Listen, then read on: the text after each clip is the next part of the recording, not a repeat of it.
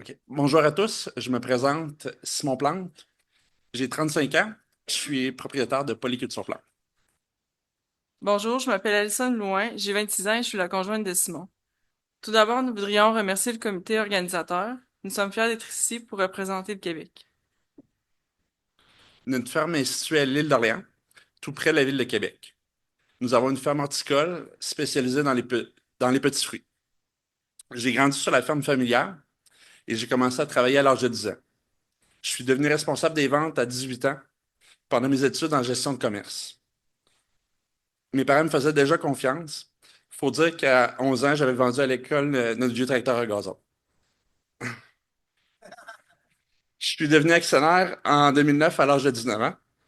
Pendant que j'étais à temps plein sur la ferme, j'ai fait un certificat en sciences de la consommation à l'Université Laval. De plus, j'ai participé à la plateforme en entrepreneuriat agricole de la même université.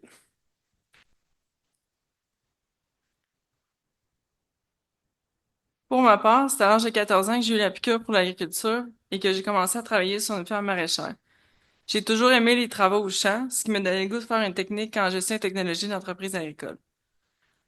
De plus, comme Simon, j'ai également participé à la plateforme en entrepreneuriat agricole de l'Université Laval.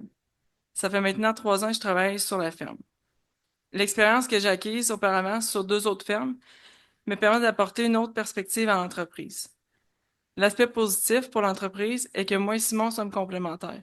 Simon est président, il s'occupe de l'administration, développement des affaires et des finances, tandis que moi je m'occupe des opérations, de la production et des ressources humaines. Même nos résultats de tests de personnalité se complètent. Comme le nom de la ferme l'indique, nous produisons plusieurs cultures, soit framboises, bleuets, pommes, maïs sucré, tomates, oignons, citrouilles et courges. Nous avons également une érablière de 6 000 en taille. Nous fabriquons plusieurs produits transformés de l'érable, mais aussi de nos fruits. Nous offrons confitures, tartes, cidre et jus de pomme. Cependant, notre principale culture demeure la fraise. Nous en cultivons sur 40 hectares et au total, nous cultivons sur 132 hectares. Chaque année, nous plantons à la main plus d'1 million de plants de fraises.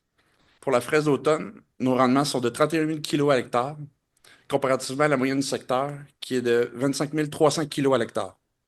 Ainsi, nous sommes parmi les 5% des entreprises les plus performantes. Le Québec est la province canadienne qui produit le plus de fraises et se classe troisième en Amérique du Nord derrière la Californie et la Floride. La production de fraises pour l'entreprise moyenne au Québec est de 229 000 livres par an, alors que nous en récoltons tout près de 2 millions. Soucieux de notre impact sur l'environnement, nous avons su développer plusieurs techniques pour la réduire et travaillons avec des méthodes d'agriculture raisonnées.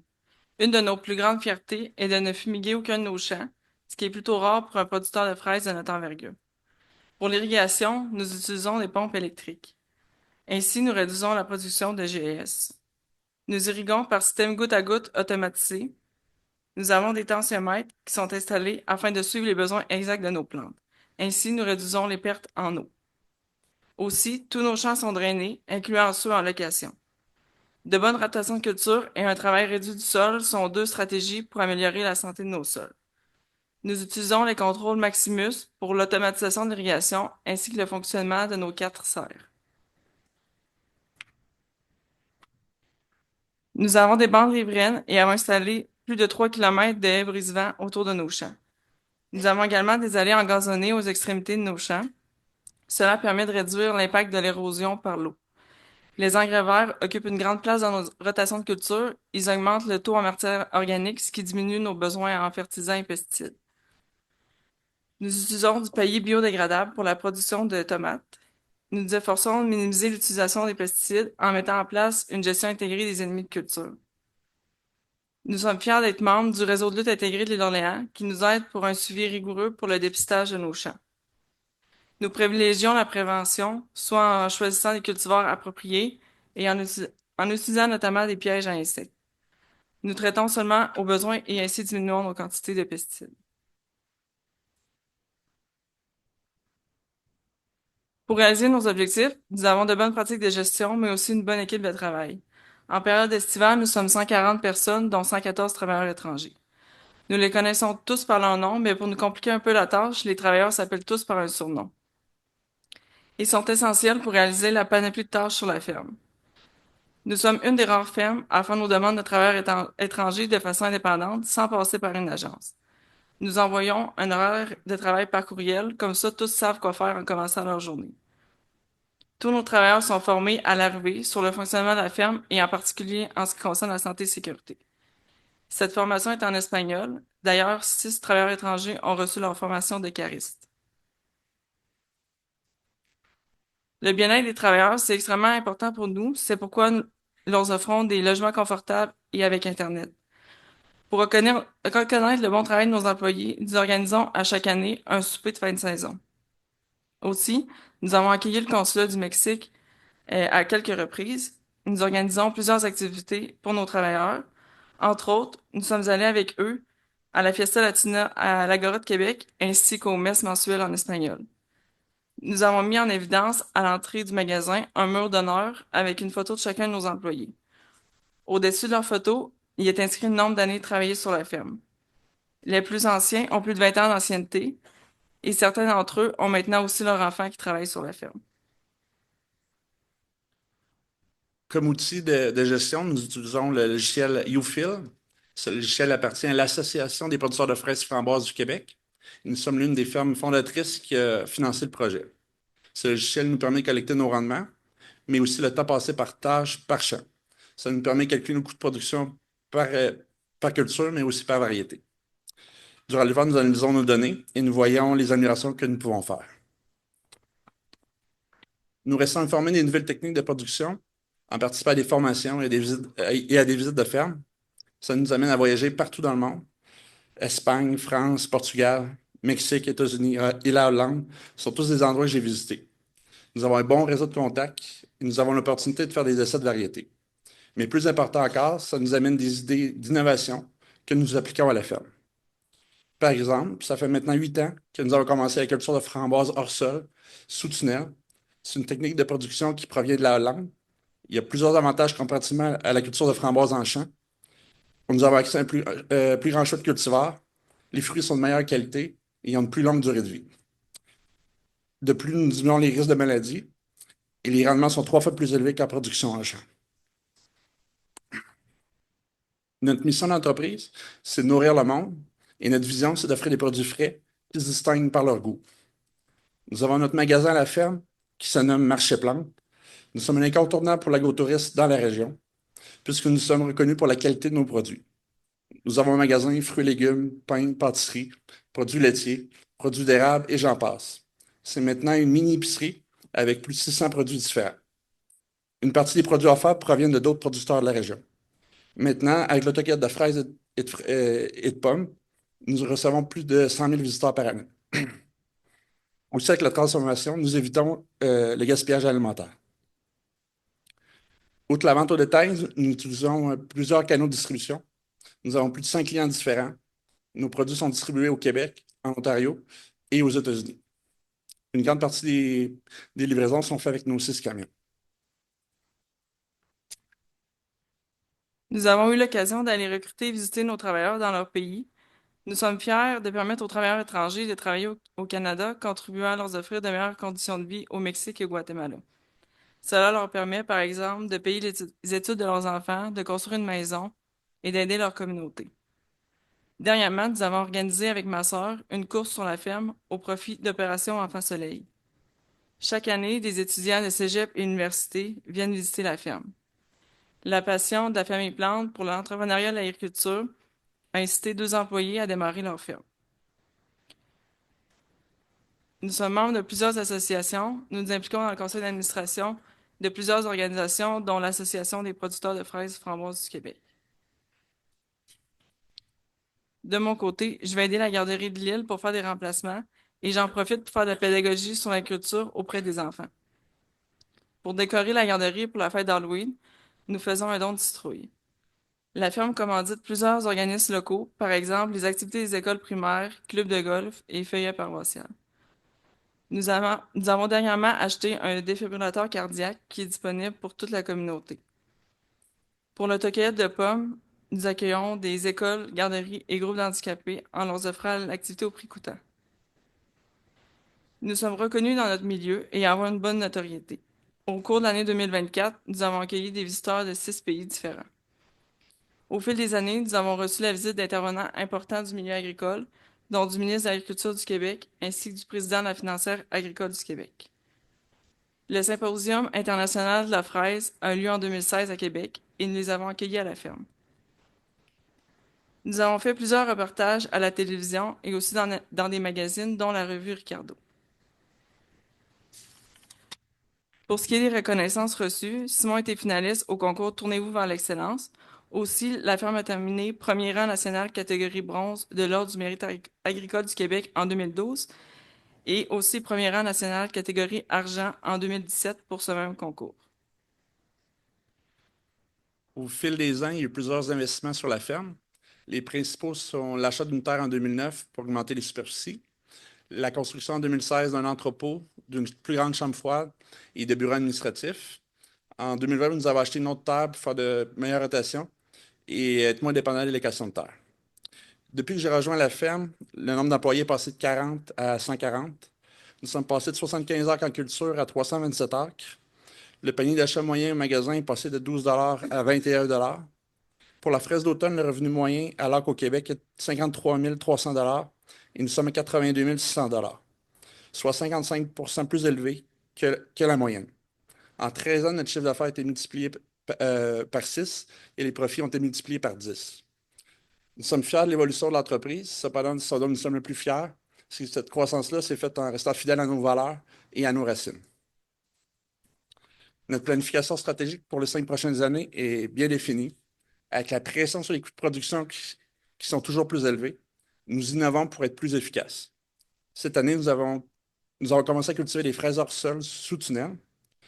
Les rendements et la densité de plants sont plus élevés qu'en champ. Nous en avons 4,2 acres en production l'an prochain. Nous avons aussi construit cette année 3 acres de tunnel de framboises. Nous en avons 6 acres en production l'été prochain. Nous prévoyons encore construire un autre 5 acres de tunnel. Notre vision est que dans 5 ans, nous aurons 40 acres en production hors sol. Au total, ces investissements représenteront plusieurs millions de dollars. Plus qu'il ne pleut pas sur les fruits, nous diminuons les traitements phytosanitaires. De plus, nous aurons une meilleure prévisibilité de nos rendements et une meilleure efficacité de travail. Nous comblerons aussi la demande de nos clients. Cependant, notre projet le plus important pour moi et Alison est de fonder une famille. On travaille fort là-dessus. Notre recette pour réaliser nos projets est la passion, la discipline, une soif infatigable d'apprendre et finalement de passer à l'action. Bien que nous ayons un horaire chargé avec la ferme, nous prenons le temps pour des loisirs et avons un bon équilibre de vie.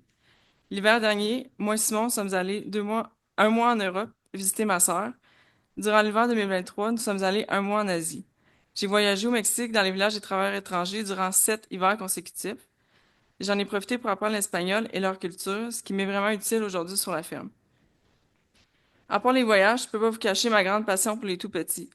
Il nous fait toujours plaisir, à moi et à Simon, de garder les enfants de nos amis. Aussi, nous sommes près de nos familles et c'est important pour nous de passer du temps avec eux. Quant à Simon, il adore voyager autant que moi. Il fait partie d'une équipe de balmol durant l'été. Simon collectionne plusieurs bouteilles de whisky. J'ai arrêté de les compter, mais il en a assez, j'ai plus de place dans mes armoires de cuisine. Ce que j'aime beaucoup de Simon est qu'il est curieux et s'intéresse à plusieurs choses. Nous allons avoir des événements sportifs, des spectacles d'humour et de musique. Ça nous a fait plaisir de vous raconter notre histoire. Si jamais vous venez visiter Québec, vous penserez à venir nous voir à la ferme. Nous souhaitons bon succès à tous les autres finalistes.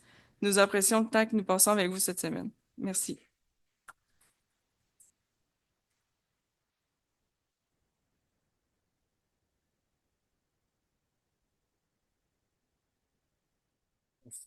Thank you. Thank you very Alors, much. merci beaucoup, Simon Harrison. Oui, c'était excellent. Alors, oui, on a du temps pour des questions. Alors, s'il vous plaît, allez-y au micro et posez vos questions. Oui, bonjour. Art ici, je vais attendre là, qu'ils mettent leurs écouteurs.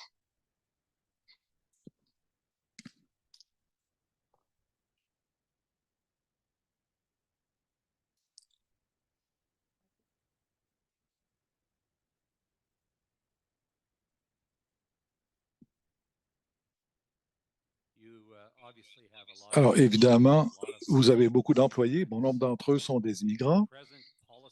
Avec la politique qui va changer, qui s'en vient possiblement par le gouvernement fédéral, comment est-ce que ça, c'est un défi pour vous? Comment vous allez relever ces défis, les changements de politique? Comment vous avez pu travailler avec tout ça?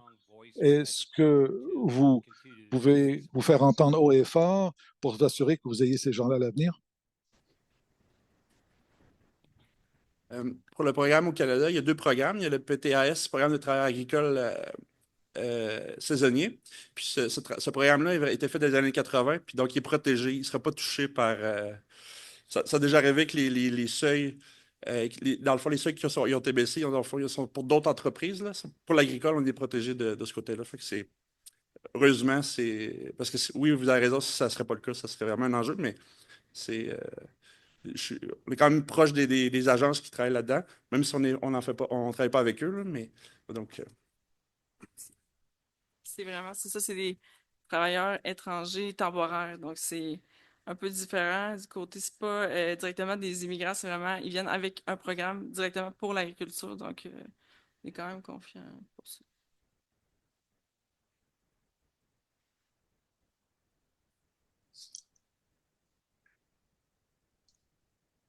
Un, deux. Euh, Votre ferme est située sur l'île d'Orléans, qui est magnifique, mais aussi très, très touristique, là, surtout l'été puis l'automne. J'imagine que c'est pas toujours évident de cohabiter là, avec tous les touristes là, qui circulent aux alentours de la ferme. Comment vous gérez ça chez vous?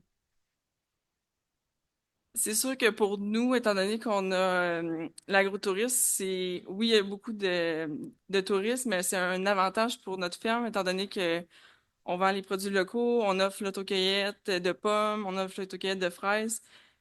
Donc, nous, c'est vraiment ça, c'est d'attirer les gens vers notre ferme, d'avoir des familles. Puis, pour nous, oui, il y a beaucoup de visiteurs, mais c'est un avantage d'être sur l'île puis d'avoir ces visiteurs-là pour notre ferme.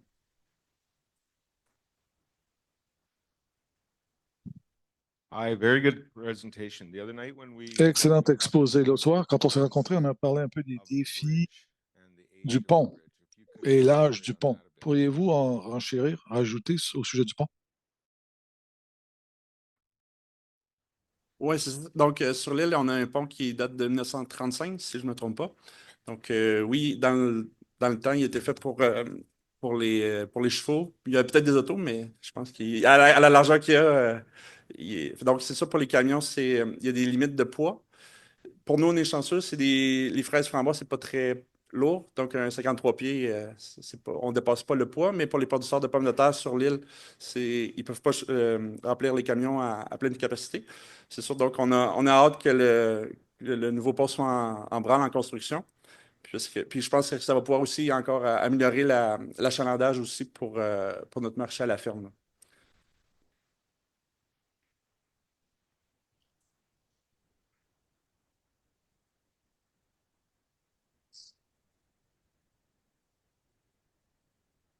All right. Well, thank you very much, Simon. D'accord, bien, merci beaucoup, Simon. Excellent.